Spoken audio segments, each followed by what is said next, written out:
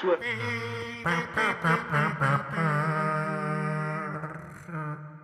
That was My Nose, Your Nose, a weekly programme all about the humble schnozzle, presented by Fenella Nippleton and produced by Brown Envelope Productions. In an hour, we'll be all aboard a collie as we take a dog's eye view of the train network in the late 19th century. But first, the Failing Writers take an in-depth look at the limerick. They have asked for people to have a go at writing a limerick, and so I've actually had a little go at writing one. When you're feeling that writing is thankless, and on Amazon you couldn't rank worse, just click on the link and be tickled quite pink by 3 totally unqualified wanks.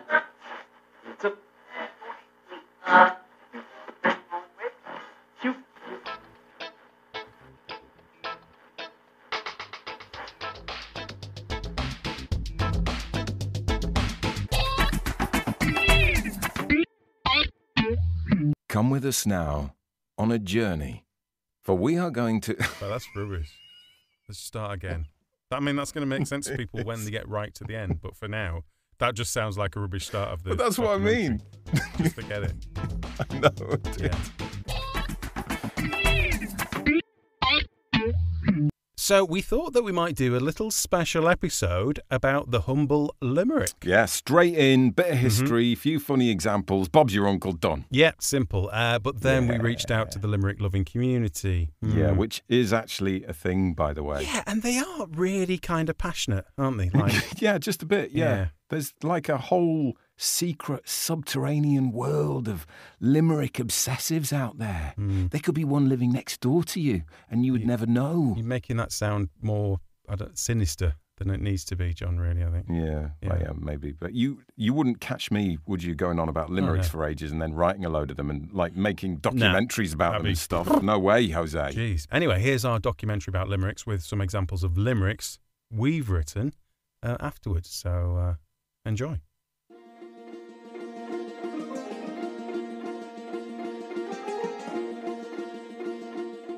So, the limerick. It's obviously it's just an Irish invention, isn't it? It's a funny little poem thing that you come across when you're a kid, and that's that, right? Okay, it's got the pub. No, it's actually not that simple. It's not really even probably all that Irish, despite its name, although it might be, sort of, possibly. In fact, as we'll find out later on, pretty much everything about these little poetic ditties gets a little bit muddy and unclear when it comes to finding out the actual history of the limerick. Yeah, but one thing that we just touched on there, John, that it's something that you come across in your childhood. Well, you know what? For me, at least, it turns out that was true. Ooh, is it time for a nostalgic little story, Tommy? Yeah, a few little steps down memory lane. Yeah, I think it might be. You see, I remember as a young kid, maybe 8 or 9 years old, so we're talking back in the 80s, taking the trip to the local library. And you go in and there'd be the comforting smell of a room full of books and the ever-present librarian, Peggy, was there, popping up like the shopkeeper in Mr. Ben. And not to mention my strange fascination with the date stamp and the sound it made as it clickety-tapped its way through the fresh pile of borrowed treasures. I guess it's a bit Pavlovian, almost addictive. But don't get me wrong, the library held its fair share of disappointments too. I recall eagerly rushing to the counter and keenly thrusting a book under Peggy's date stamp, only to get home and realise that you really shouldn't judge a book by its cover.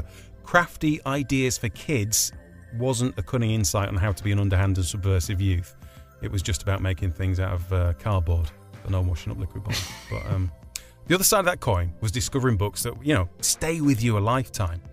And one of my favourites that stays with me to this day is, I can't actually remember the name of the book. It's quite bad, isn't it? Or even who it was by. But I do remember that it was a book of poems for kids. And I can only really remember one of the poems. But it goes like this. Inky Pinky Ponky, Daddy had a donkey. Donkey died, Daddy cried, Inky Pinky Ponky. And see, I was expecting that, Tommy, to be actually quite good. Well, it's in my head, it won't leave. The quality of it isn't even an issue. But it wasn't until I was thinking about this massively highbrow documentary we're putting together right now on limericks that it occurred to me that this is one. It's a limerick, and I didn't think I had any connection with this poetic form, but that silly little tale of donkey loving, I mean, that sounds wrong out of context, and tragic loss, it's set up shop in a corner of my mind for nearly the last 40 years, and it hasn't moved a muscle since. It's kind of part of me, like I said. But I think this is a deal with a limerick. There's something about them, something which appeals and taps into, like, I don't know, our human soul. You find me someone who doesn't think so, who doesn't like limericks, and I'll find you someone that you really don't want to get stuck talking to at a party. Do you know what I mean? The rhythm and meter of a limerick just seems to burrow into a mind. It's song-like pacing and lyrical framework. It works on like a basic primeval level, I think. Yeah, I would totally agree. And we'll talk a bit more about the musicality of the limerick later. But yeah, I totally agree with that. I think because the limerick has got like certain frivolous connotations, that it's easy to see it somehow having less value than proper poetry. Yeah. Like a sonnet or a villanelle. Whatever that might be. But that's all a bit reductive, isn't it? It is, yeah. I think, but that's something we do, isn't it, as humans? If something is there just to be amusing, then we give it less value than something more serious, inverted commas. Yeah. And I guess you judge the book by the cover and assign it a certain value, which, lesson for my 9-year-old self, picking up crafty ideas for kids, probably shouldn't. But no, I think we do it in society, whether we like it or not. It's our sort of within our humanness that if you see a bloke wearing shorts and a Hawaiian shirt, they don't carry the same gravitas as the man in the smart suit and tie. It's just how it happens in things. It's like the leader of Ukraine, for example, one of the most famous comedy actors in that country. And he obviously wasn't taken very seriously as a leader in the initial news reports until he proved that he wasn't just a funny man. Yeah, true. Yeah. Very true. And you can insert your own satirical jokes in there about our politicians being the exact opposite of that, being serious people that end up being jokes. But incisive political comment aside, Tommy, how do we judge the worthiness of different types of verses? Is that even possible? I don't know. What do you do? Is that like, oh, that's a sonnet, that's worth 2.5 limericks, that is? Or, I could do you half a haiku. Do you know what I mean? It's not like there's some kind of poetry stock index. There's fascinating. That'd be interesting, wouldn't it, if that actually was, where you can monitor the fluctuations of the relative value of a tricube against a nonnet. But I think just because something is a bit of fun and rarely has a serious edge to it, or if that is indeed true of limericks, maybe something we'll discuss later, it doesn't mean it doesn't have a rich history or a band of loyal followers, as we found out, or a significant place within our language. Well, that's very true, because on the popular social website Reddit, there is a subreddit, a forum that's purely there for limericks. There are thousands of users from around the globe on it. We thought they would actually make a good group to talk to find out what the appeal is. And so we asked them. We asked, what makes limericks so special? What's the appeal? And guess what they did? They replied back in limerick form. And user Ristian said, "'Tis the play on words that I treasure, a pun or two in each measure, the charm and the wit like a very short skit, written by folks oh so clever." And IQ, nice screen name there, gave us, "The limerick is quite often seen as the acme of all that is clean, but give her the time, and she goes from sublime to rowdy and rather obscene." And we'll also be talking about that a bit later on, the vulgarity often associated. Is that with because limericks. You're obsessed with that, John? That's all you ever want to talk about when it comes to limericks? Oh, come on. Yes, consider that a warning. We are going to go there later. But before we go any further, let's find out about the origins of this humble verse. Let's ask the question, John. What was the first limerick? Well, that is a really good question, Tommy. Have you actually got an answer to it? Well, maybe not, kind of. Not a good one, anyway. Okay. Some kind of answer. The thing is, I just think you can't say for sure, can you, with anything like this that's kind of in the mists of history. It could be that some ancient Egyptian or Roman cobbled it together and read a funny verse that happened to be in the pattern of a limerick, and it never saw the light. So that could have been the first one, and his mate just said, shut up, keep building the pyramids or scraping your back with a strigil. I don't know if you remember your GCSE history. No, I don't know what you're talking about. I think everyone that did GCSE history remembers a strigil. It was very much, it's a scrapey thing. When you've been sweating in the sauna, you scrape it. All right, you scrape your bum with it? Well, no, not like just your back and your stuff, not like in your bum. All right, you don't have to be your bum. You don't have to do your bum, no. Okay. Leave it with your filth. See, you're obsessed with the filth. And there's other examples that you come across, like from 11th century France, that look like a limerick, but they're not quite. Do you mean they've got some of the framework there, but they've got a different rhyme scheme, or they're just not. So it's all a bit tricky again. But in terms of something written down and definitive that kind of is a limerick in its form, I think the nearest we can get to that might be this one, which St. Thomas Aquinas wrote in the 12th century, which was when he was alive. So that makes sense, doesn't it? You see, we really have done our research on this one. So John, take it away. He's responsible for this beauty. Let it be for the elimination for my sins, for the expulsion of the desire and lust, for the increase of charity and patience, humility and obedience, as well as all virtue. Oh, brilliant. Oh, I think that is man. you've got to agree, that is one of the funniest and sauciest limericks going, isn't it? It doesn't even really rhyme, does it? Not really, no. But in fairness to old Aquinas, it did in its original Latin form. Because what we just heard there was a translation from the King of Limericks, Fred Hornaday, who we'll speak to later. But unfortunately, the original, whilst scanning a lot better in its native tongue, still had the same meaning. Boring. Not you, by the way, John. I thought you read it very well. But St. Cheers, Thomas's so-called limerick is a bit boring. Yeah, and so then let's jump forward a few hundred years. And you know who else is chucking in a few limericks here and there? Yep, you guessed it, old Willie S. himself. I mean, there weren't many poetic and lyrical forms that the bard couldn't resist getting involved in. He flipping loved that stuff. So here's one of his that pops up in Othello. Oh, shall I do this in my Shakespearean voice? Suppose. And let me the cannikin clink clink, and let me the cannikin clink. A soldier's a man, a life's but a span. Why then let a soldier drink? Bit rubbish, that one. Can't really see the author amounting to much in the future, if I'm honest. And speaking of drinking, here's another from the Roxburgh Ballads, which is a collection of works, the story of which deserves its own separate documentary. This one was written in the 1600s, and it's a tale as old as time, The Hangover. Good morrow, neighbour Gamble. Come let you and I go ramble. Last night I was shot through the brains with a pot, and now my stomach doth wamble. Oh, wamble. Beautiful. That's an archaic term for feeling a bit woozy or sick. And also one I think we should try and bring back, Tommy. We should. Can you imagine?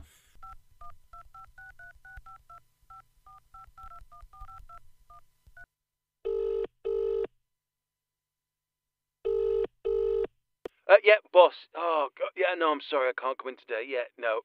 Oh, I am feeling proper wambly. Now, I'm not sure why, assuming you've listened to the Failing Writers podcast before, you would be daft enough to take our word for any of this. But we thought you might say something like that. Yeah, we certainly did. As any avid Radio 4 listener will know, any kind of documentary type thing isn't complete without a few talking heads offering their expert opinion. So to help us delve more into the somewhat unclear history of the limerick, I mean, basically the Wikipedia page is rather inconclusive. So, I mean, we need to talk to someone who knows their limerickical onions.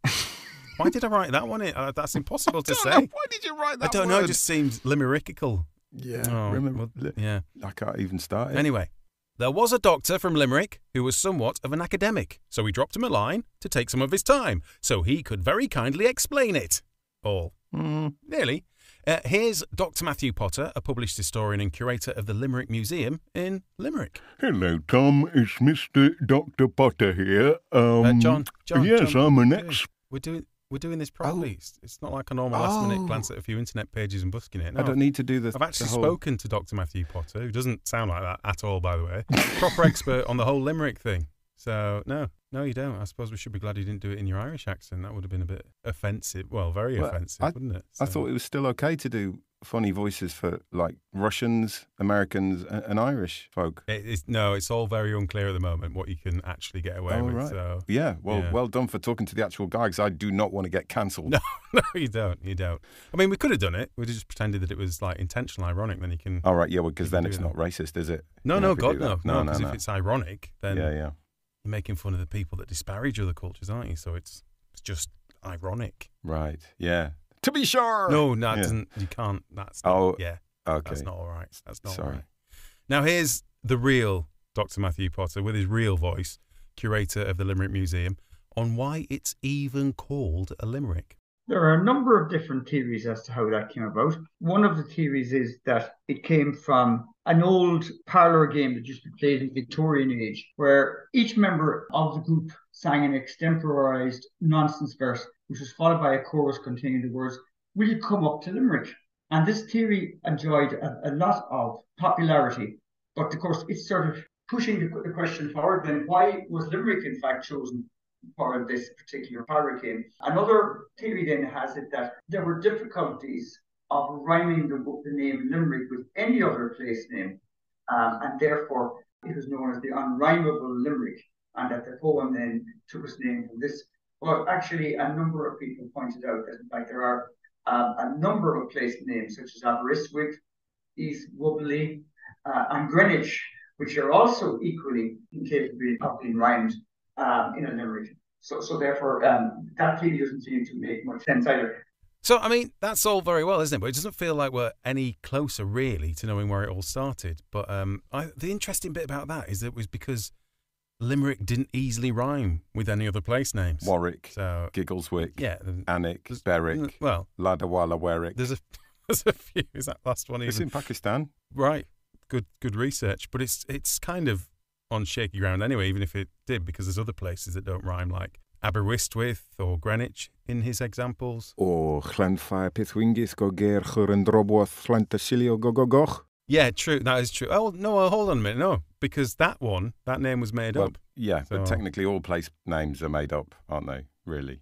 So. Well, yeah, I guess that is actually true. But this one, interesting fact, might not have even been around at the time that the Limerick was getting its name, because Llanfair PG was made up nearly halfway through the Victorian era as a tourist attraction. Hey? Huh? What, someone thought that a really long sign would attract tourism? Yeah. It's not exactly Flamingo Land, is it? It's not really, but I guess back then you had to find fun in simpler things, didn't you? Like sitting around singing nonsense verse limericks to each other by candlelight. So. Yeah, good point. Anyway, back to the history. So it is tricky to tie down why exactly it was called a limerick, but there appear to be a few other theories. And Dr. Potter told us that it might have had something to do with the Maig poets. And who were they when they were poem, which rhymes with home? So that's funny. Yeah, move on. They were a sort of a poetic movement. They were a group that hung out around the villages and areas on the River Maig in County Limerick in Ireland, and they would write and share the spoken word in the taverns, I think.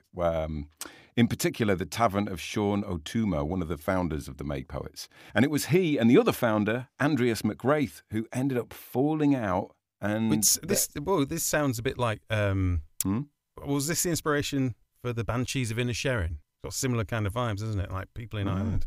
Yeah, you're right. There is a bit. Yeah. But instead of chopping off his fingers... Spoiler alert. Yeah, instead of chopping off his fingers, or at least I'm assuming they didn't, but they actually went at each other in rhyming verse. Oh, cool. So, like a rap battle. Yeah, exactly. That's so cool. So O'Toole, the fella who owned the pub, wrote one saying, can I do my Irish accent here then, Tom, if I'm allowed to? I think as long as it's respectful, yeah. Okay.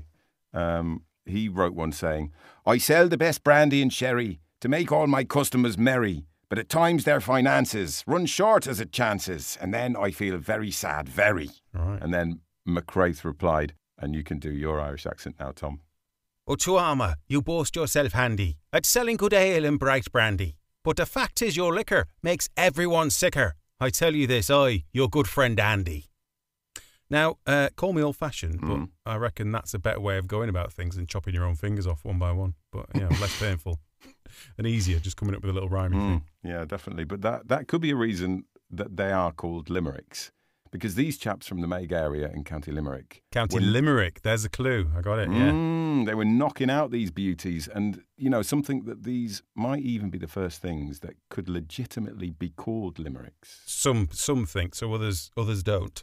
Well, yeah, and I think that's the problem with anything like this, isn't it? You're not going to get a definitive answer. It's not like, it says here that the first limerick was written at 3:10 on Sunday, the 30th of April, 1587. Right. I mean, did anyone check? We've put that in. Did anyone check there was a 30th of April on Sunday that fell on a Sunday in 1587? Well, I didn't check that, right, no. So apologies if that's not correct. But yeah, maybe, you'd have to have something like that in 1587 with like a live wood etching of it as it happened, Exactly, like being carved out, and go, there you go, there's your proof. But yeah, it's a slowly evolving thing. There's not like one definitive start point. But at some point, the limerick did become the limerick. Yeah, maybe. Although here's Doug Harris, a very knowledgeable expert and collector of limericks. Here's what he has to say on the history. Well, it's shrouded in mystery. We should certainly establish that. I think it's relatively reliable that 1744 saw Tommy Thumb's Pretty Songbook, and in that was Hickory Dickory Dock, which not everyone thinks of as a limerick, but it does have the correct rhythm to it, the right meter, even if it's slightly truncated in the number of syllables you might expect in a full-blown limerick. And some say that the French actually had the equivalent of Hickory Dickory Dock, which was Didgery Doge, Le Souris ascend le horloge.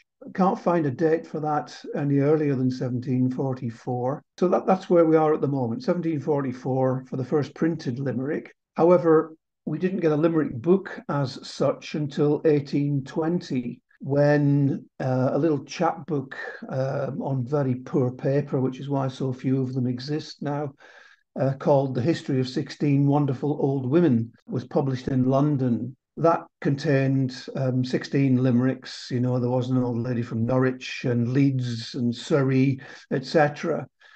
Oh, yeah. And that 1820 book he mentioned could well be the origin of the There Was a Person from Place format that pretty much defines the first line of a limerick even today. Here's more from Dr. Matthew Potter of the Limerick Museum. The person who really could be described as the originator of that particular format was a writer called John Harris. And 1820, he produced a book called The History of 16 Wonderful Old Women. And this was the first book ever written consisting solely of limericks. And it was a 16-page book with a limerick and a colour image of each old woman on each page. And the 16 limericks in the books were in the format that we're familiar with. So we're getting somewhere then. Of course, one of the most influential contributors to the limerick becoming embedded in our poetic culture is Edward Lear, whose birthday has been chosen to mark the National Day of the Limerick in May. And many think that when he wrote his Book of Nonsense, that was pretty much the point that the limerick became the limerick that we know today, and perhaps was the true start of its most popular phase within British culture. But the golden age of the limerick is often considered to have been from 1861 to 1939. And 1861 was the year that Edward Lear's A Book of Nonsense was published in its third edition. Lear published this book initially in 1855, but the third edition appeared in 1861. And this was a much higher quality. It was a single volume edition. It contained 112 limericks with drawings by the author, had a print run of about 6,000, appeared under his own name, and it enjoyed huge success. So that had loads of limericks in, and it sold ridiculously well, and he wrote about characters from all kinds of places, as long as those places provided a good rhyming scheme. Yeah, and one of Edward Lear's limericks, again, sticks in my mind from childhood, Oh, yeah. I wonder if it might have been in that same book of poetry for kids that Inky Pinky Ponky was in, but it's, there was an old man of Blackheath who sat on his set of false teeth. He said with a start, "Oh Lord, bless my heart, I've bitten myself underneath." Another one of Lear's, which leads us to ask another question of ourselves and our experts, is this one. There was an old man with a beard who said, "It is just as I feared. 2 owls and a hen, 4 larks and a wren have all built their nests in my beard." Yeah, I see. I'm never quite sure how that one gets through the quality control. I mean, I always think it sounds a bit crap rhyming beard with beard. And he had a bit of a habit of doing that. So I suppose if you do it enough, it just becomes your style rather than a bit lazy and not quite right. But I'm sure there's something to learn about our own individual writing journeys in there somewhere. But yeah, it just seems to raise the question, is it cool? Can he do that? Is this just not great writing? Do our experts have a problem with it? Here's Doug. No problem at all. He wrote something. I mean, one of three or four previously unknown ones were found fairly recently. So he's got something around 216 limericks, something like that. And they didn't all use the same first line rhyming word as the last rhyme. So he did know how to do that. Yeah, I think his punchlines kind of came in lines 3 and 4 really, because he had the person in the place, but then he threw in his description of some horrendous thing that had happened to that person or some weird circumstance. So I think his punchlines tended to come earlier. So maybe he was just impatient. Okay, so maybe we can let Mr. Lear off a little bit. Fair enough. He didn't do it all the time.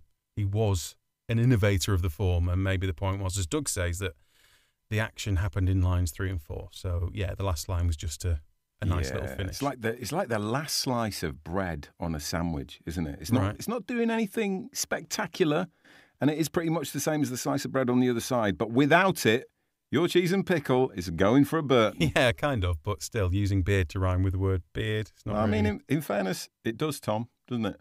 Perfectly. Well- It's hard to argue that beard does not rhyme with no, beard. it's true. That is true. It does. It does. But doing that maybe left himself open to a bit of light piss taking. Take Antipodean comedian John Clark's fantastic limerick. I love this one, which seems to lean quite heavily on Lear's facial hair based verse. There was an old man with a beard, a funny old man with a beard. He had a big beard, a great big old beard. That amusing old man with a beard.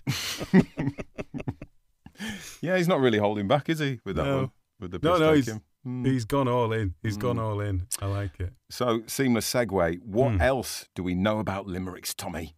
Right. Well, I'll tell you something else exciting we found out from our experts What's that? about the odolith. The word? The odolith? What? Odolith.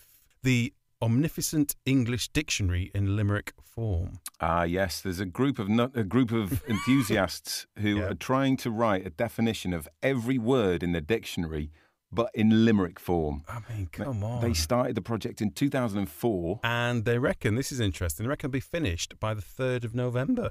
Eh? In 2063. 3rd of November. That is quite 2063. specific for a date 40 years away. It is, yeah. No, they reckon about probably 11:30 they'll be done, just in time for lunch. So, yeah. I mean, we are lightly mocking them. Yeah. But I wonder if that's just our natural aversion to deadlines shining through, Even if it's maybe. like 40 years in the future, Yeah. it still hurts us. Could be. But they're not doing bad. They're on about 115,000 approved entries. Okay. So Oh, that's pretty good. Still on target. Well, do you know what we need to do next? what's that? I'm hoping you're going to say we need to dig deeper into why limericks really get under some people's skin. No, I was going to say that we should contact them and we should offer ourselves as occasional contributors. To Yeah, the cool. No, dictionary. I'm going to pretend you didn't actually say that and imagine you said something like, yeah, let's get digging.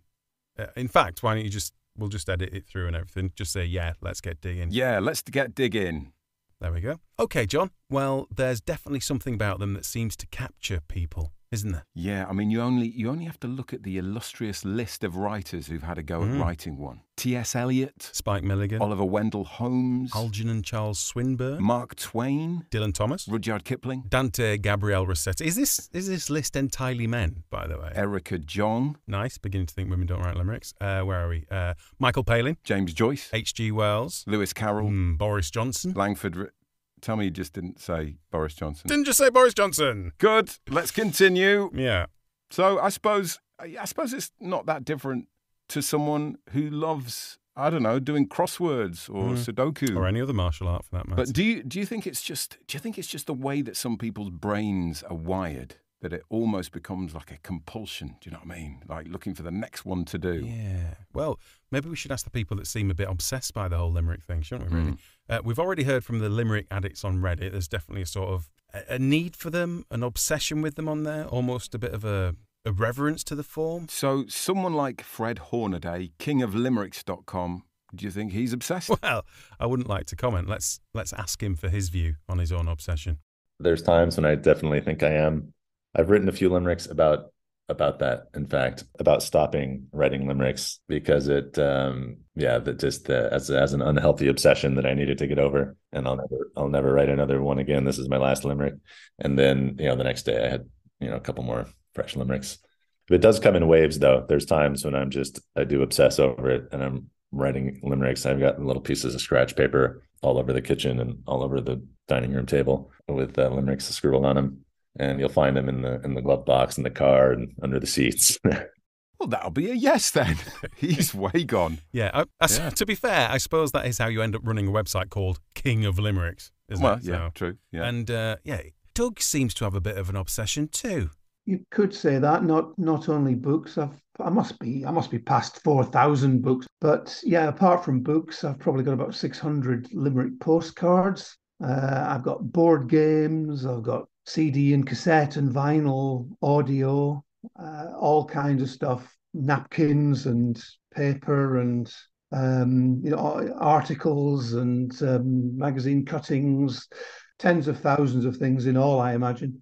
Yeah, I think once you have what you suspect to be the biggest memorabilia collection in the world of something, you've probably reached the obsessed category. Yeah. So what is it, though? This is what I'm interested in. What is it that makes it so Moorish? Yeah, maybe it's something to do with what Fred was saying before, in the same way that other addicts sort of need that next fix. It's like once the limerick's written, then it's done, and you need a fresh one to go at. Yeah, I know what you mean. It's like there's something quite transient about them. Yeah. Here's Fred again with his thoughts on the matter.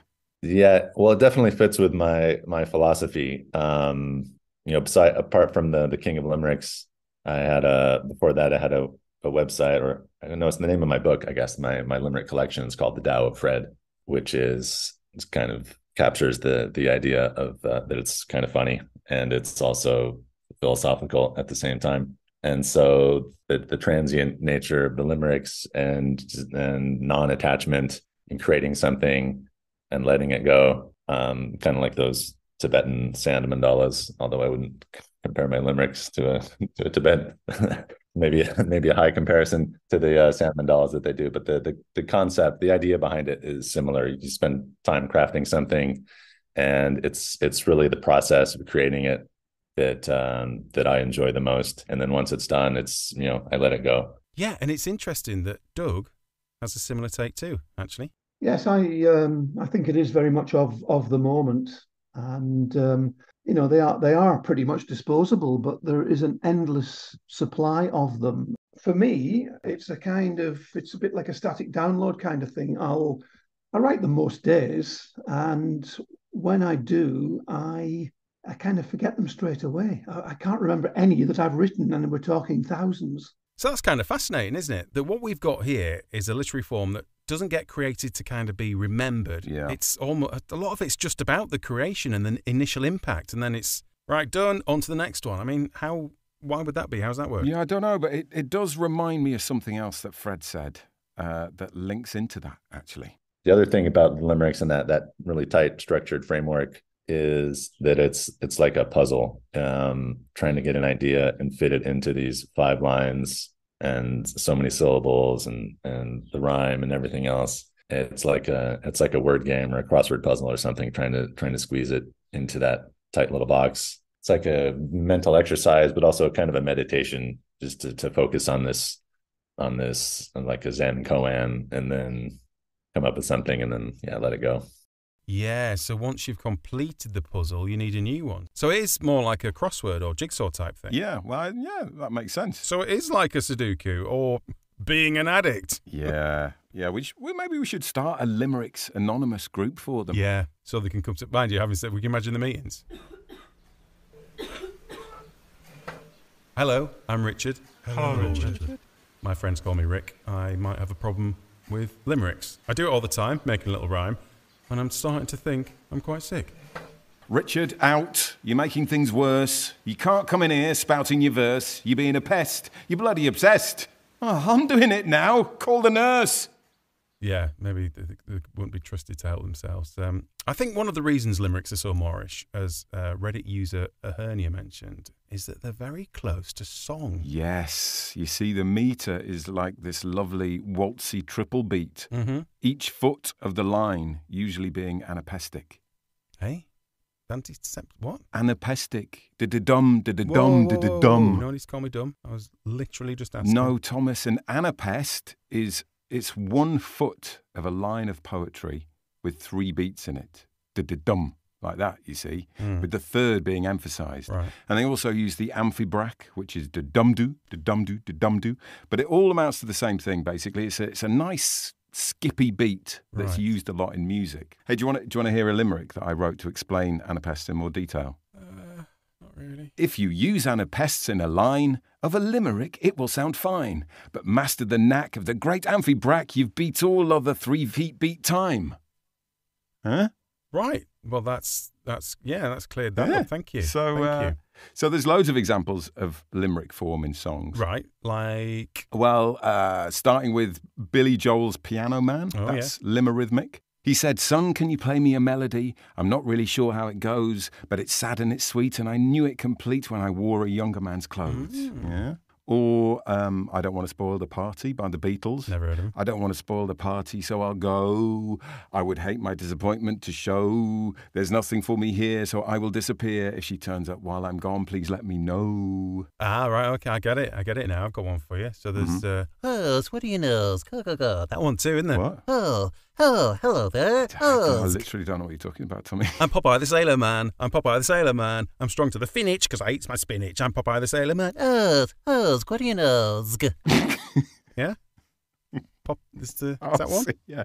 Well, you're right. I mean, you're right. Thank you. It's maybe not the most sublime poetry, but you're absolutely right. That is the limerick form. Yeah.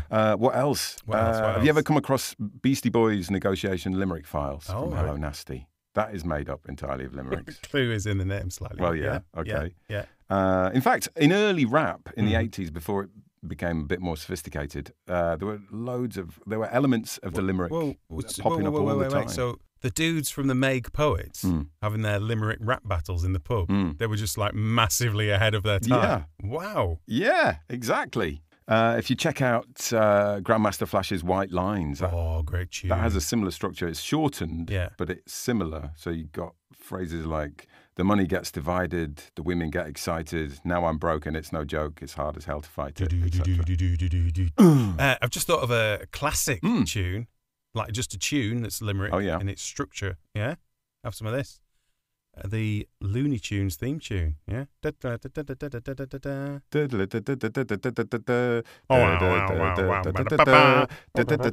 you're right, it is. Well, in fact, that nicely highlights the fact that the form lends itself naturally to comedy and playfulness, and probably also for that reason, quite a lot of dirty jokes too. Oh, I knew we'd get around to that eventually. Yeah. Go on. So the earliest risque song in print that we could find is Fol the Roll Lol by George Lashwood, which was recorded on Bakelite cylinder for phonographs in 1902, which, of course, Doug Harris has a copy of. Of course he does. Of course he does. And includes such indecent lyrics as, I feel like we should do some kind of warning here, but this is going to be really bad. Yeah, if there are children in the room, you might want to just usher them away for this particular one. In a bootmaker's shop down in Luton, a young lady was putting a boot on when she fell on the ground, and the shopkeeper found that the girl had a bicycle suit on. Whoa, that's filth. Disgusting. Wow. Sorry, blame Doug. He's the one who sent it. And also in the tradition of, let's be honest, groups of lads on sporting tours singing on the back seats of coaches. The tradition of singing limericks to the tune of the Mexican folk song Cielito Lindo springs to mind as well. What's that tune again? Do you know, I think we'll play out with it. But it goes like this. Ay, ay, ay, ay. Your sister does squat thrusts on flagpoles. Right, okay. That's enough. Yeah. Sorry. I'm massively sorry I asked now. But yeah, speaking of youths pressing the bare flesh of their posteriors on the coach windows and an opposition fan drives past on the M1, that brings us nicely on to the most important question of all. When did the smut actually kick into the whole limerick thing? I mean, we go back to the St. Tommy of Aquinas. Same thing. Going back to his boring dirge, there wasn't any smut in there, was there? God, poor chap. He was a friar and a priest. Well. I mean, he must have been like desperately trying not to think of smut Probably, and slapstick and humour. And imagine how difficult that is. Can't do anything rude. I will have to hit myself, birch myself if I do. Just think how hard do you think it is not thinking of hilarious things to rhyme with Regina? That's true. He did that. Yeah, that was. Yeah. Do you know what I mean? He must have been so chuffed with that. And you're here like 800 years later saying it's crap. Yeah. Well, yeah, fair enough. All right, it was of its time. Let's say that. Yeah, If you're watching down from the heavens, St. Thomas, well done. Your limerick was really good. Don't go that far. All right. Anyway, we shouldn't get distracted from the all-important question, Tom. When did it all get smutty? At what point in the limerick's evolution did it become okay to suggest that the young woman from Witton Banny had accidentally misplaced a cucumber? Exactly. Because they weren't smutty to start with, were they? No. Here's limerick aficionado Doug Harris again. No, there was humour in there, definitely, in many of the early ones, but there's certainly no smut. We go from 1744 through 1820 to the next kind of juncture on the Limerick calendar is 1846, when Edward Lear's A Book of Nonsense first came out in 2 volumes, and even then, 100 years after Hickory Dickory Dock, there's still no smut. There's bags of humour in Lear's limericks, including his humorous drawings, but we still haven't got to the advent of the smutty limerick. So, for the love of all that is bawdy, when did they become smutty, Tom? Well, it turns out that limericks had their sort of, rugby league, rugby union moment, or jam on top of the cream on top of the jam on the scone moment. Right. The split, where those for a bit of dirty smuttiness on one side and boring people on the other, basically. Here's Dr. Matthew Potter again to tell us more. There was a sort of division amongst those who both wrote and consumed limericks. There was a number who thought that limericks should be not vulgar and should be respectable like other poetic forms, but others then thought that a limerick had to be vulgar and prurient. And this split began in 1863, 2 years after the third edition of Lear's Book of Nonsense was published. So I suppose nothing ever changes, does it, really, and history repeats itself? Just your classic Mary Whitehouse situation, isn't it? So which side, just curious, John, which side of the fence would you be on? Would you be on out there waving your anti-smut placard, down with this sort of thing? Or, I assume you're joking there, Tom. Yeah, absolutely. I, too, am a fully paid up member of the Smutite Club. But just as an aside, just here, it's interesting, isn't it? There's this idea that poetry should be lauded and put on a pedestal, but if something's a bit vulgar, then it shouldn't be. Yeah, I guess we kind of mentioned it at the start, didn't we? Touched on it, but to the present day, there's still a thing where something like a limerick is looked down upon because it's just silly fun. It's not really. And I think really it should be held in high regard. I agree. Having written them as well.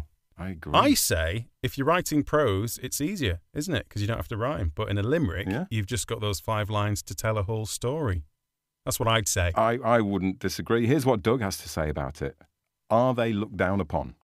By some, which is sad. It's very sad that, because in actual fact, to write free verse, as an example, because of the freedom of not having to rhyme, and not even having to stick to a meter, that is actually a heck of a lot easier than writing a limerick where you have to get your entire story out in 5 lines and stick to a very strict syllabic and meter rhythm. Did you just copy what he said? Well, yeah, a little. I did, because I didn't know you were going to play that clip, did I? I just wanted to sound like I knew what was on about for a bit, but I agree with Doug. Someone else who does know what they're on about is Fred Hornaday. Take a look at his website, kingoflimericks.com. There's like brilliant blogs that he's written about how limericks can be serious and worthy, if you like. And here's what he had to say when we asked him about those more highbrow, thoughtful limericks that take on perhaps more weighty issues.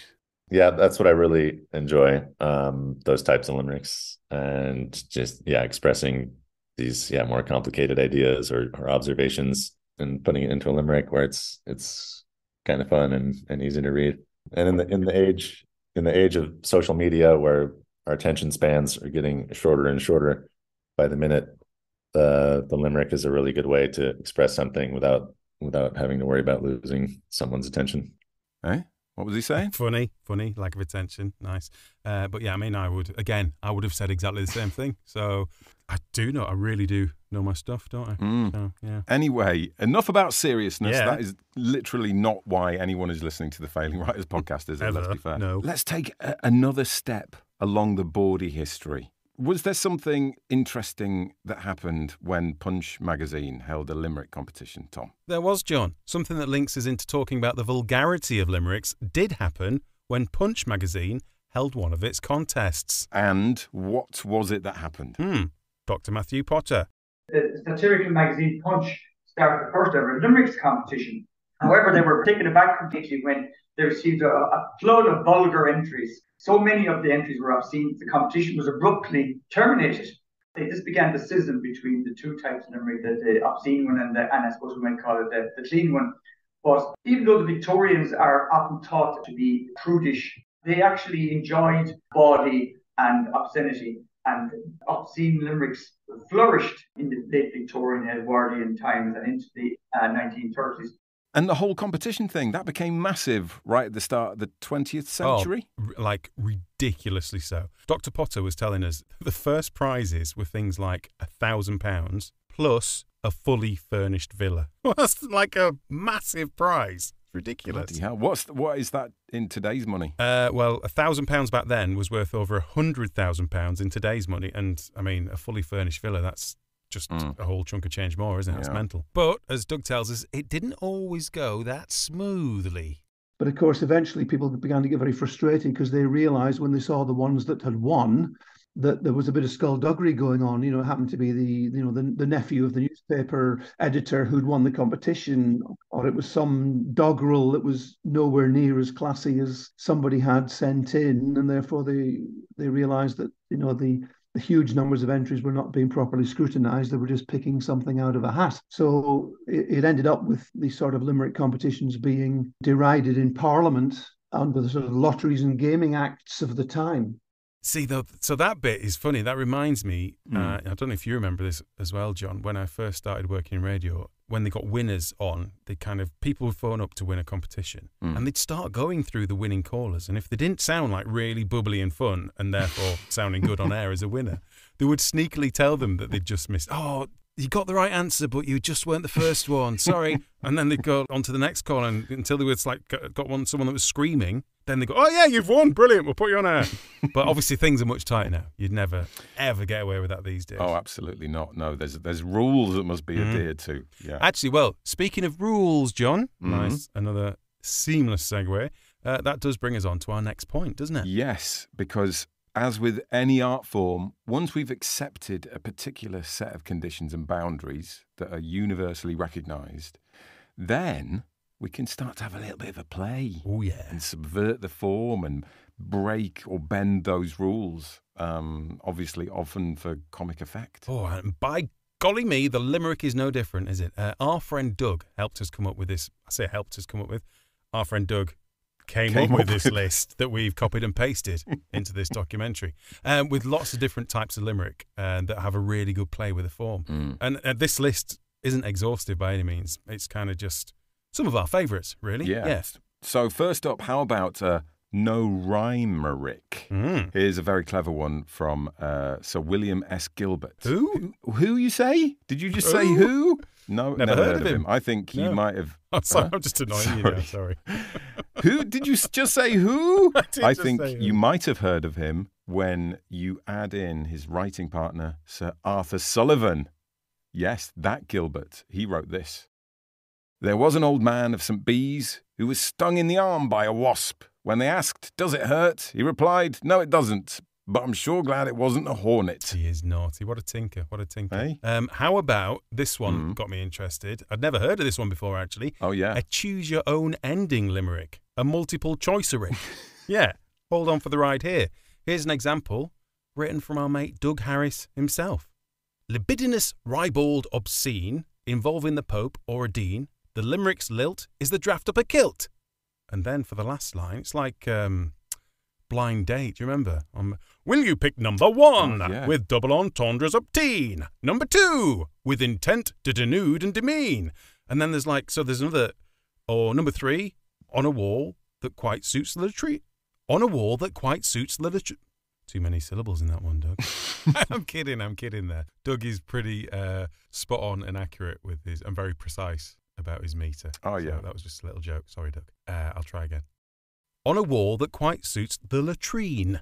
Or number 4, with some bodily functions extreme. And then finally, 5th choice, are profane and prophetic cuisine. So yeah, a multiple choice for it. Choose your own ending. Flipping heck. And this one might work better actually seeing it on the page, but a beheaded limerick sounds painful. Takes the last word and splits it in 2 and uses the other half earlier in the sentence. Hey, what? Right, that sounds dead straightforward. Okay, so if the first line is, say, a nice pot of gold that was marry, we're talking marigold, right? So the first half of the word marry goes at the end and gold goes in the middle of the sentence. Right, yeah. Okay, I think, got it. So, a nice pot of gold that was marry belonged to a Dan that was Harry. When some cows who were wrasse filled their kets which were bass, she put up a cade which was Barry. Oh, bloody hell, that is a proper linguistic workout, isn't it? It is. Yeah. Wow. Takes a bit of thought, that one. When you go back to saying, it's a bit like a puzzle, that is what, that is exactly it, isn't it? Totally, You've got to really work it. Right, how about one of my favourites, and I've got one of these later on to read to you. The Rule Breakericks. There was a young bard of Japan whose limericks never would scan. When they said it was so, he replied, yes, I know, but I always try to fit as many syllables into the last line as I possibly can. Nice. I've always got a place for that one. That's nice. That one. How about a teaserick? Oh. There once was a fellow from Shangling whose greatest delight was in mangling. Poems he would drop, words between lines and lop their ends off and leave readers dang. Wow, that is good. That is clever, that one. Nice, isn't it? That? I mean, there's no end to these. We literally could be here all week. Let's do one more each. Okay. What about a spoonerick? Because we all like a spud goonerism, don't we? We do, yeah. These are particularly clever, where the end line delivers a little bit of double meaning through a spoonerism. And so, when Dorothy swam from the park, she got lost out at sea after dark. A powerful fish may have made her his dish, but it's only a dot in the shark. Yeah? Wow. Dorothy. So a shot in the dark. In the shark, but also... But Dorothy's in the shark. Yeah. But it's a shot in the dark. This is quite nice, isn't it? That is clever, yeah. Right, have a look at this last one here for me. It's called a matherick. I'm not actually sure how many of these are knocking around because they are virtually impossible to do, I would imagine. But this one is from Lee Mercer, born in 1893 and died in 1977, described as a British wordplay and recreational mathematics expert. So, sure if we did a bit more research, we could uncover like his actual day job. It's quite nice to think you could just have that as your job. That's how you're remembered, isn't it? That you just get by doing a bit of maths for a laugh. Thinking up some whimsical linguistic distractions that could nestle in the collective consciousness of a nation for decades. And that's what I did. That was my job. But you might know him best from his work in the palindrome field. A man, a plan, a canal, Panama. That is nice. That was him. Oof. So that's a heck of a one to be proud of, isn't it? Yep. But he also wrote this brilliant limerick. Okay. So are you ready for this? Because you're going to have to listen to really process it, yeah? Okay. Here it goes. Let's see if I can get this right. 26 plus 55 equals 81. Well, that's not a limerick. Okay, yeah, you're not bright enough to get that. But if it's not in its simplified, you need to expand it out, John, into its complicated mathematical form. It's simplified. So listen to it. This is the same equation, but in limerick form. A dozen, a gross, and a score, plus 3 times the square root of 4, divided by 7, plus 5 times 11, is 9 squared and not a bit more. Eh? Isn't that clever? Can you imagine how much fun school would have been if Lee Mercer was in charge of exam questions, to do questions on exam papers? So do you think we will ever run out of limericks? What do you mean? Like all the rhyming combos that could be done have all been done? They've gone. Exactly. I suppose. Yeah. I mean, technically one day they could, but that's going to be literally like thousands. By the time it gets round to that, they will have actually finished the orderly. It'd be that long. Here's a final thought from Doug Harris on the idea of limericks running out of steam. Well, I don't know what the limitations are really. I think they are almost unlimited. And going back to the Pentatet, which I've got a copy up in front of me now, that ran every month for 30 years, and it was full of the fresh limericks of a small group of people every single month for fully 30 years. So. Yeah, so do you know what it made me think of? I think it's kind of like a pack of cards. In what way? Right, well, here's some maths for you, some fun. So if you get a pack of 52 cards, there's virtually zero chance that whenever you shuffle them, that any pack of cards has ever been shuffled in the same order or ever will be. No. Like literally ever in the history of ever. That's rubbish, surely. No, seriously. What? If you got everyone on Earth to shuffle a pack every second for the entire age of the universe, which is quite a long time, you think it takes a long time to walk to the chemist at the end of the road. Well, this is a lot longer, to paraphrase Douglas Adams. So billions of years, there would be a 1 in a trillion chance of 2 decks matching. So. See, this is how betting gets you, isn't it? Yeah, you'd think, there's a decent chance of that. Our tiny human brains cannot comprehend the probability of that.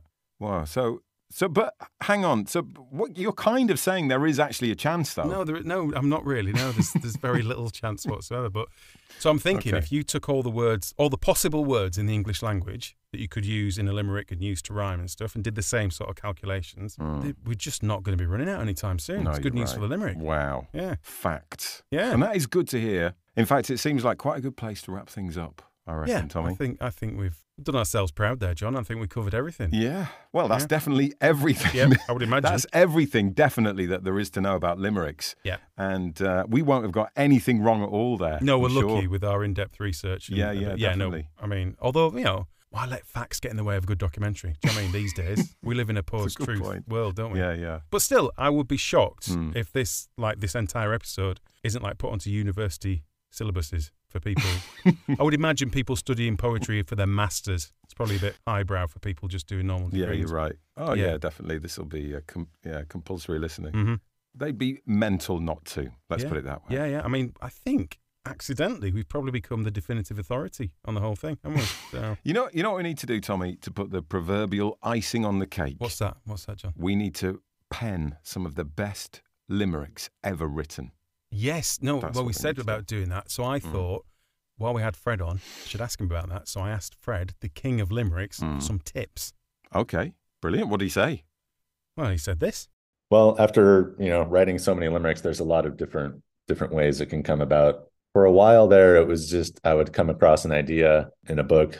Because like I said, if you look at my website, if you check out the Tao of Fred, 3 volumes of it available on Amazon. Check out one of those collections. You'll see there's lots of limericks about philosophy and different spiritual ideas and things. So I would come across those when I was reading, and I just come across a real neat idea and try to figure out how to put that into a limerick. So sometimes it starts with a catchy phrase that just kind of sticks with me, and I think, that'd be a great way to end a limerick. And so I have just a few words. And it starts with that, and then I kind of work backwards and get a couple words to rhyme with it to get the first 2 lines, and then a couple more lines in the middle.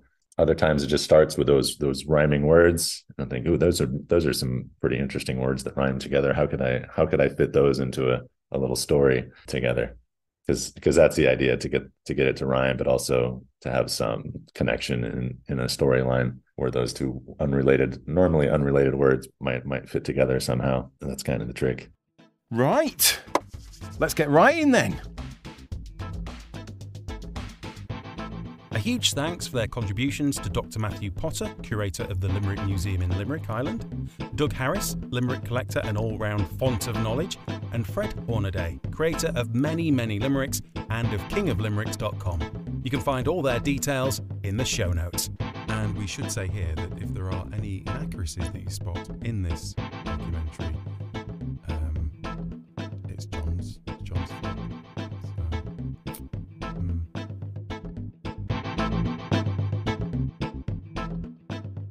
Listen, if you're a bit sensitive about rude words or obscenities or doing disgusting things to animals, or even if you're not offended but just too sophisticated for that type of immature content, you'll probably want to be skipping the rest of the podcast because, well, it's almost certainly not for you.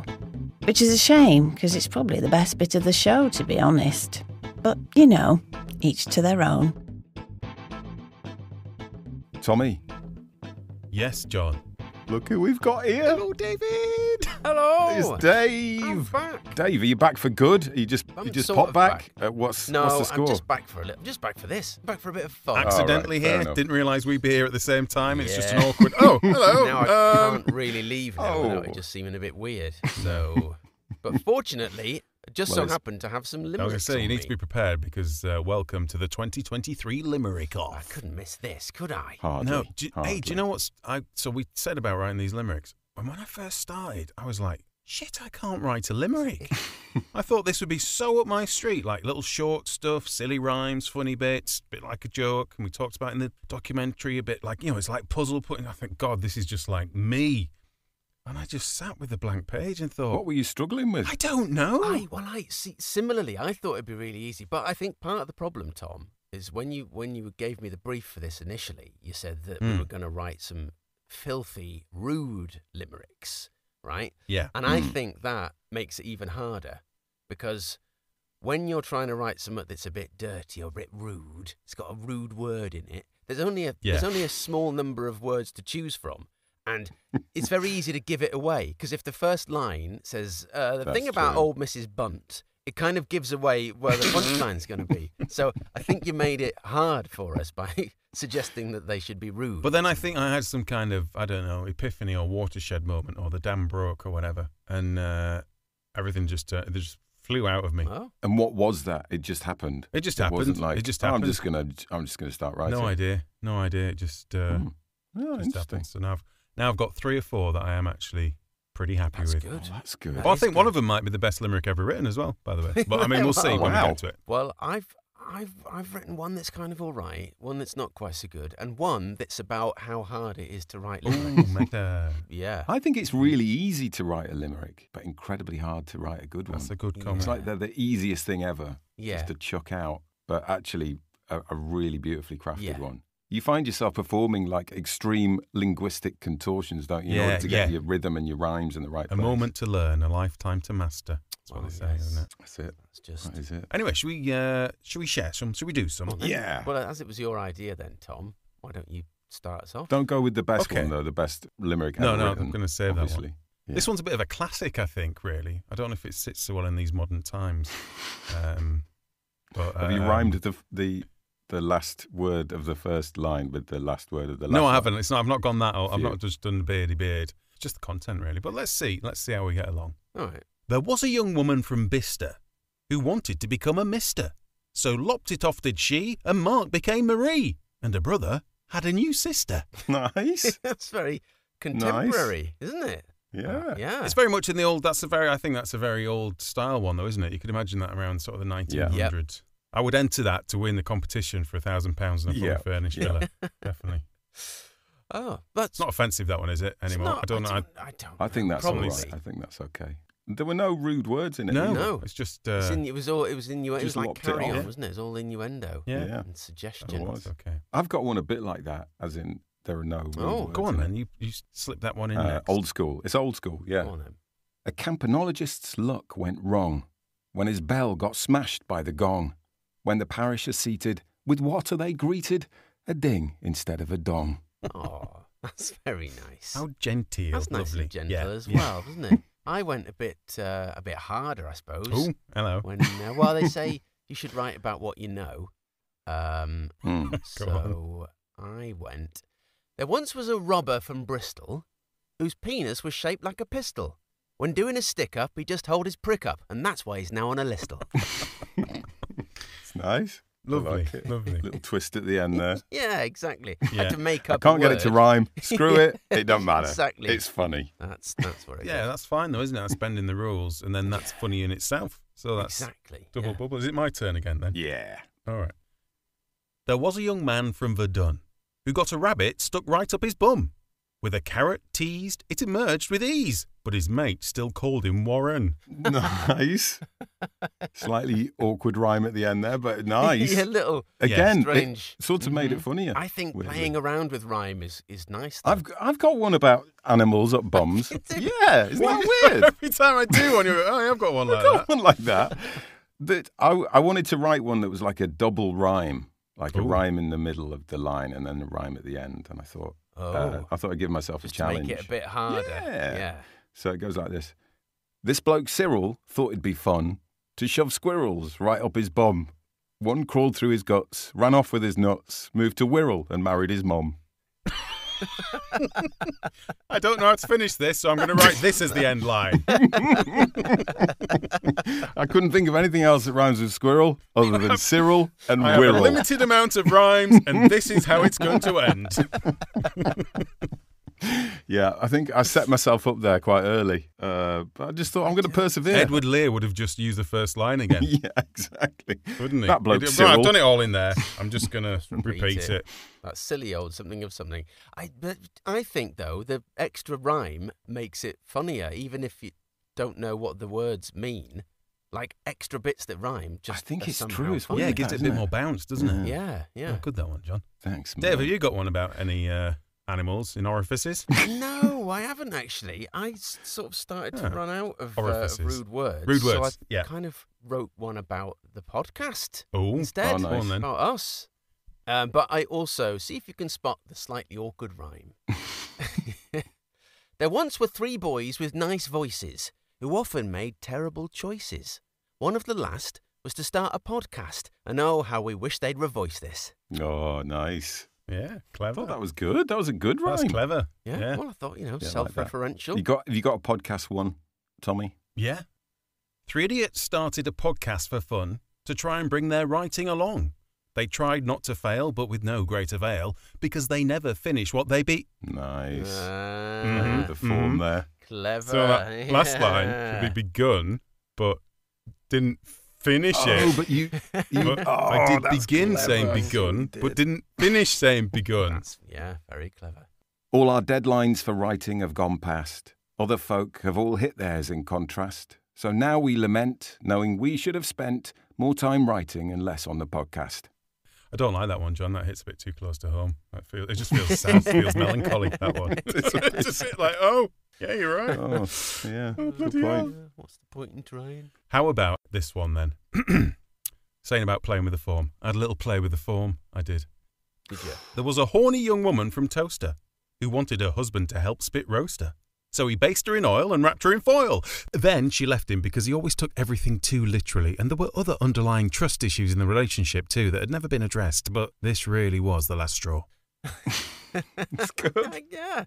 It's good, It's Tom. playing with I the like form. it. He's progressive. Progressive limericks. Yeah. Social commentary. Yeah. That's it. Well, I did a similar kind of thing in terms of playing with where words end and begin a little bit. Oh, okay. Just because I was trying to write one. So as I was saying about how difficult it is to write a limerick without giving away what's coming, I thought I'll write a limerick about that. Oh, okay. So, the thing about writing a limericks, the first line is often quite indic, a tiv of what's coming, so there is no fun in an ending where there's always been prick.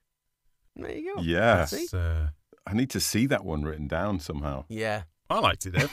I mean, I thought it was good. I liked it Yeah, as I well. liked it. I did That's like it. That's like the puzzle side of things, isn't it? That's It the is, puzzle. yeah. Turn it into a puzzle. Exactly, yes. I loved that. Not what do they call it when you don't finish? It's enjambment or something, isn't it? When you don't Enjambment. leave, Eh? you carry on the line onto the next Oh, line. yes. Nice. Nice. Enjambment. I'll forget that. Yeah, good on Jormaning. Yeah. Dave. Mm-hmm. Well Good. done. Good. Beautiful. Can I go back to being filthy again? Yeah. Yes. Okay. This one, do you know how some just feel right in a certain voice? Like the really unpleasant ones seem to work better with a sort of Bernard Manning kind of delivery. Right. When ice caps melt, please don't be frantic. My wife has a minge so gigantic. If the planet starts flooding, she'll open a pudding and imbibe the entire North Atlantic. Yeah. Oh, the 1970s call. They want the limerick back, John. Brilliant. I love that. Did it work better in that voice, though? Yeah, Absolutely. definitely. It did, Definitely. yeah. Mm-hmm. I got another one in this a similar. Oh, go on then. A man from the Isles of Scilly started harvesting cheese from his willy. Mm-hmm. For a while it sold well, till a sliced baby bell made him carve his curd way more carefully. Wow. Got some cheese words in there. Did get some good cheese in there, yes. Yeah, again, that to be read off paper rather than Off paper, heard yeah, out you're loud. right. You're absolutely right. Right. Got any more, Tommy? Only the best limerick ever written. I don't know. Do you want to hear that, or is it worth? Oh yeah. I don't want to. Okay, let's have Should it. we do it or not? Hang on, I've got one more, and I feel like we should end on yours. Oh, the best one should definitely be the last one. Yeah, so, hang on. Let me do that. Right, okay. I mean, not that I've set myself up for certain failure. Oh, no, I've got two more. Sorry. Two more, and then it's yours. Floor's yours, man. A Korean man's sexual frustration caused his own accidental castration. Did with balls and knobs stir a tank of lobster. My sympathies with the crushed Asian.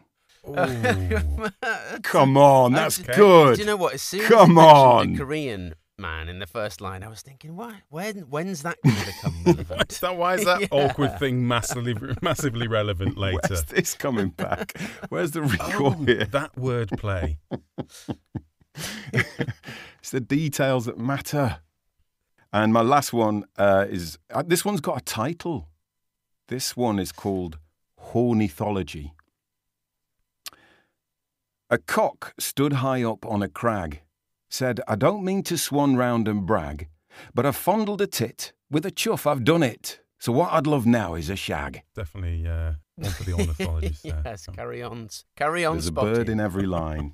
Go on then, I think we should add a fanfare here, and then the best limerick in the world. Well, speaking of penis-related limericks, yeah. Let me see if I can get this one right. There was a man with a cock like a paddle, with whom the ladies dared not to dabble, until set adrift and bobbing, he dunked his flat knob in, and wanked them safely to shore with his tackle. It brought up a lot of disturbing images in my head. Yes, quite a lot of imagery. It was very visual, that, Tom. Yeah. It is, isn't it?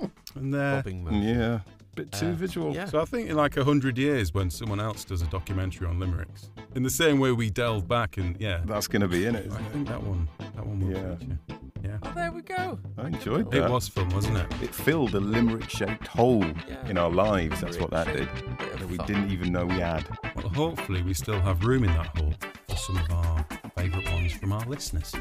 Surely. Oh, wasn't that nice to see Dave? Yeah, nice of him to bother turning up, isn't Yeah, it? it really is. What a treat. Really is. What a treat for everyone. Yeah. Thanks, Dave. I don't like it. It's like the tale of the prodigal son in the Bible. Don't know if you're familiar with that one. What's that one? Where the guy has two sons. He's like a farmer or something. One of them fucks off, spends all his money on fast cars, I think it was. Almost And certainly, yeah. comes back and he's like, oh, my son's back. And this other guy, son number two, has been working in the fields, Yeah. not doing anything. Yeah. But like, oh, look, other son's come back.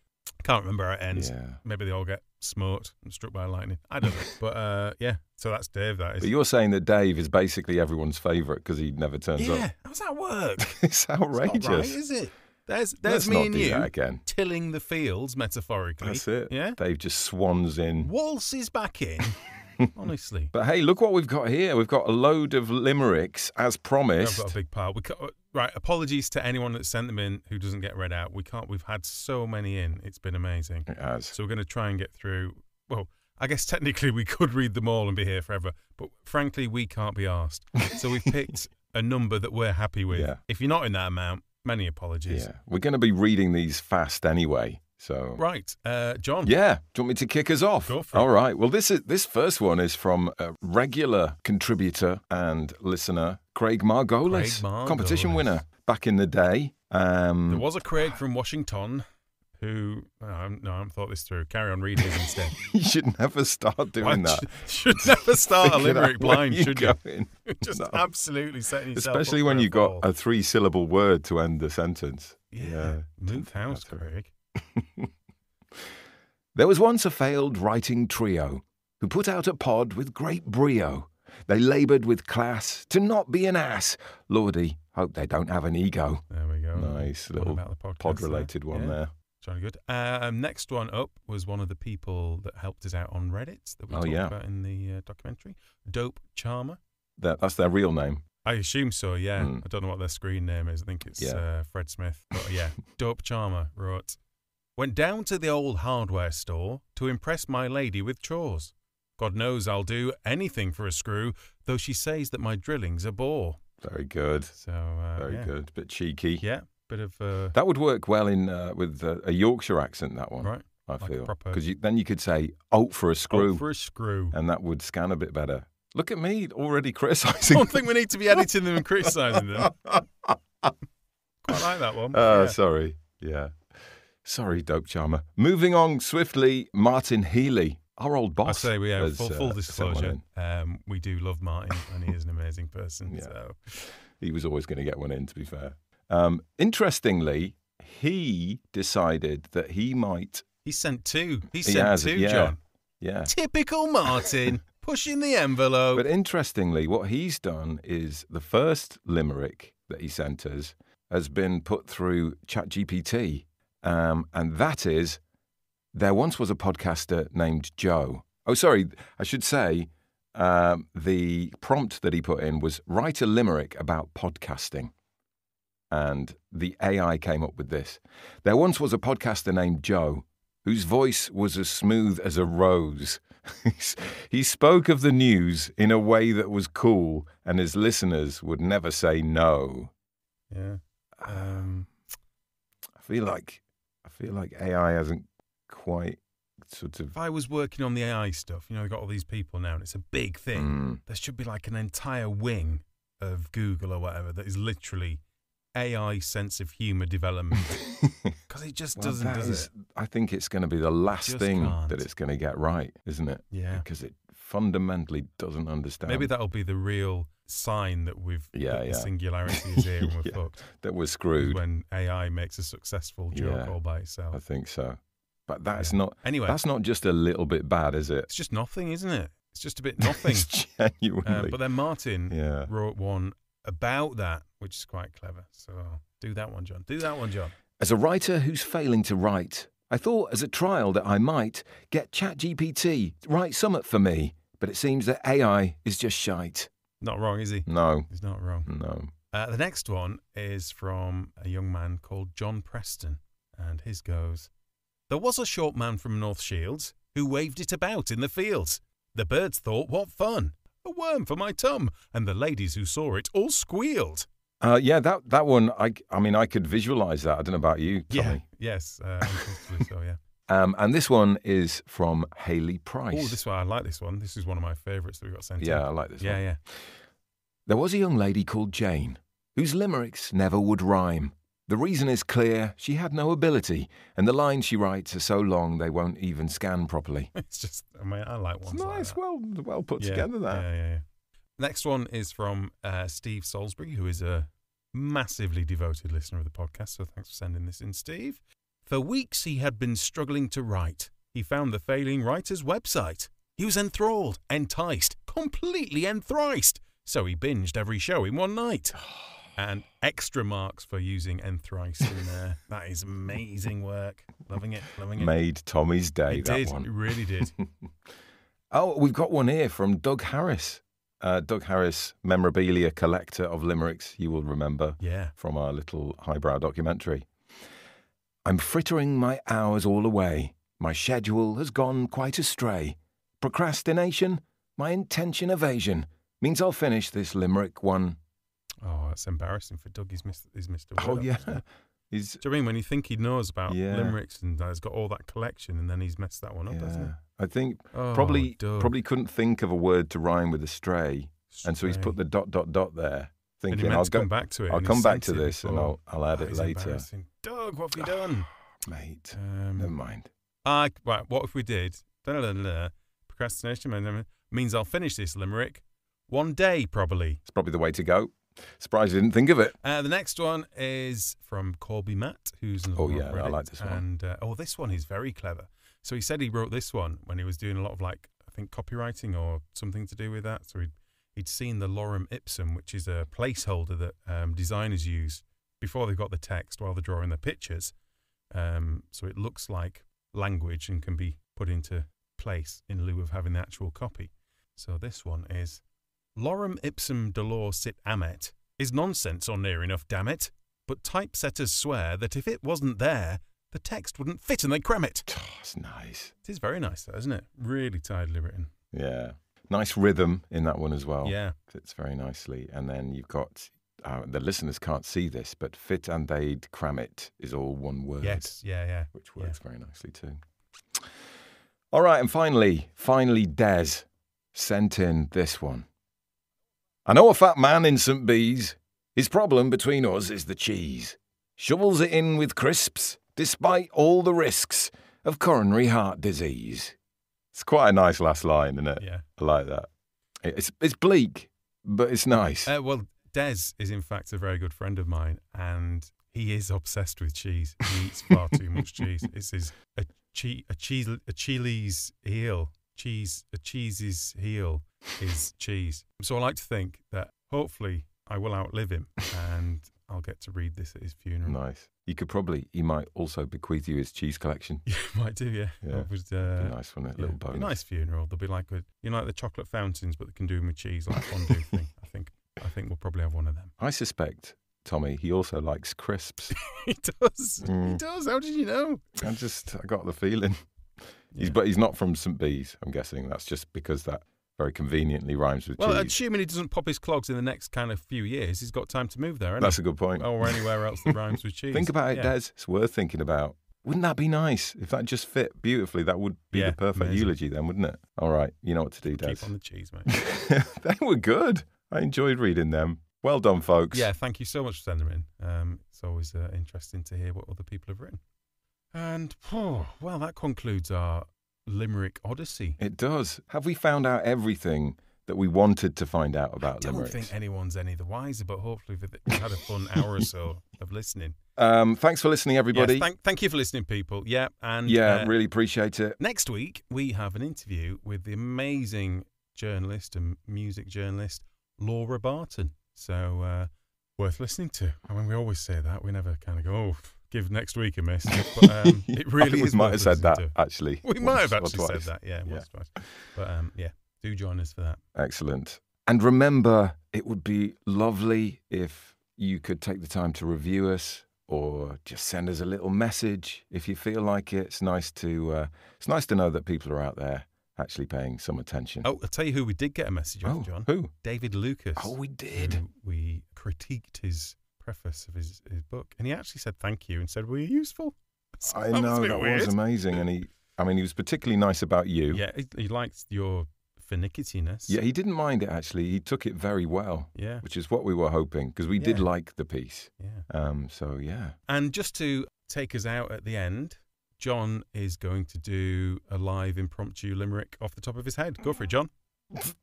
There once was a man from Ealing who tried to stop his pig from squealing. He said, I'm gonna make him straight into bacon, and that gave him a very bad feeling. It's one of the most painful things I've ever had to sit through. I am so sorry I said that. It was just a bit of a joke, and I expected John just to say, no, and then we just cut to the end. Oh, my God. Wow, that's...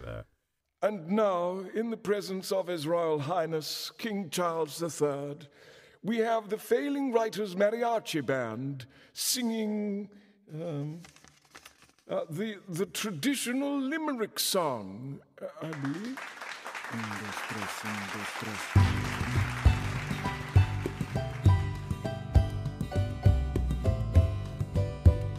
Ay, ay, ay, ay. Your mom is ugly, but I bang her. Sing me another verse, worse than the other verse. Waltz me around by my wanger. This bloke Cyril thought it'd be fun to shove squirrels right up his bum. One crawled through his guts, ran off with his nuts, moved to Wirral and married his mum. Ay, ay, ay, ay. Your father wears knickers so frilly. Sing me another verse, worse than the other verse. Waltz me around by my willy. There once was a robber from Bristol whose penis was shaped like a pistol. When doing a stick-up, he just told his prick up, and that's why he's now on the list. Ay, ay, ay, ay. Your sister has shriveled up melons. Sing me another verse, worse than the other verse. Waltz me around by my bellend. There's a man with a cock like a paddle, with whom the ladies dare not dabble. Till when adrift and bobbing, he dunked his flat nobbin and wanked them to shore with his tackle. There was a short man from North Shields who waved it about in the fields. The birds thought, what fun, a worm for my tum, and the ladies who saw it all squealed. Ay, ay, ay, ay, your brother does it with badgers. Sing me another verse, worse than the other verse. Waltz me around by my tadger. Absolutely superb. Much better than that Lionel Richie. No offense, Lionel.